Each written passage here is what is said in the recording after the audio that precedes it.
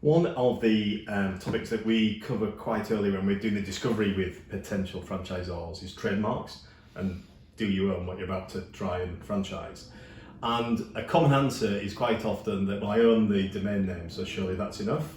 I'm going to hand that straight over to you. What your thoughts are on that from a legal perspective? Yeah, I mean, because it's all very well and good, lawyers sort of scoffing at that, but because we're lawyers, for people who aren't lawyers, it's not at all obvious. And it is easy to make a mistake between the two issues. Domain names are a completely different thing to trademarks.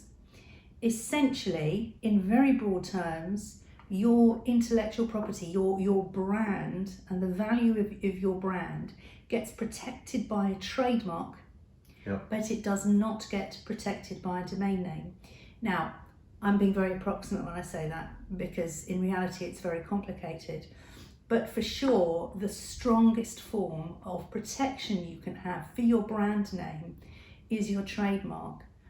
And therefore, talking early doors to people about registering the trademark, lawyers can help, but it is also sometimes possible, if you're good at filling in forms online, you can do it yourself. The cost of the trademark, there is a cost, it's a few £100 or so, but that should never be a barrier. Because at the end of the day, franchising is all about licensing somebody to use your brand. If you're not protecting your brand properly, the whole thing can be a completely pointless effort. Another thing, of course, to bear in mind is whether you've got the domain name or not.